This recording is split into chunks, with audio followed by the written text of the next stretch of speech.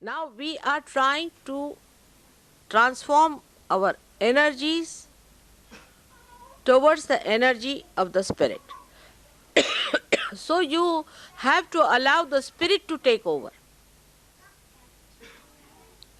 Your effort of your mind should be reduced and the energy of the spirit should work through you.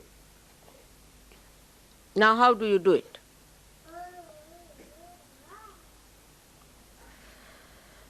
First is detachment. Detachment.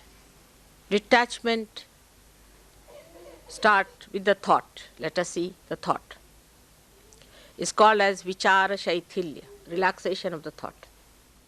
But still this mind, which is quite silly, tries to impress upon you that you have to use the old junky instrument of this mind. And it asserts that better use. And when you start using that, ego comes in, you get attached to it. And what you lose is your progress, and thus the joy is minimized. How do you detach yourself? For a person who is absolutely detached, it's very difficult to explain how to detach, isn't it? I'll try. Now, I cannot get attached, that's the problem is. So just now if you give up your satta, your own domain, you get into the domain of your spirit. You give up your domain, that is your ego's domain, or maybe your superego's domain. You give up that and try to see things how it works out. Now, what is the testing point of it? How do you test it? It works out. That's the point of testing. It works out. Allow it to work out. Don't put your attention. Attention has the second part of it, the tension. And don't try to say, why not today? It should have happened today. We expected it to happen. Why not at this moment? That's your ego. Thy will be done. So the thought that starts moving in our mind all the time, which creates tensions, is not the thought of the spirit. So, what you should say? Not this thought. Not this thought. Yan neti neti vachanai nigamo avochus. Not this thought, not this thought, not this thought. And see how you relax. Now you are relaxing. Not this thought, not this thought. Just go on refusing, accepting any thought. So you go into nirvichara. In that state, you feel the spirit. Christ has done the greatest work on this, I should say, but we do not understand because his life was like a micro thing. See, in 3 years. So we have to open it out a little bit and see what he did. He has given us the greatest weapon of forgiveness. When you forgive a person, what do? You accept the situation to begin with. And secondly, you forgive what you think has been done wrong to you. But because nothing can be done wrong to your spirit, you just forgive because you are the spirit. And when you forgive, you have found that your tension goes away. So even to your thoughts, if you say, all right, forgive this thought, because thought is also not to be punished. Forgive this thought, Forgive everything. Not forget, forgive. Because then you will even forget that you are the spirit. But forgive all the thoughts that are coming to me. Just go on saying this is a mantra. What is a mantra? Is that power of the word that expresses spirit. So this is a very important thing Christ has given us, the weapon of forgiveness. Everybody has that weapon. Everyone can use that weapon. You don't have to put in any effort for it.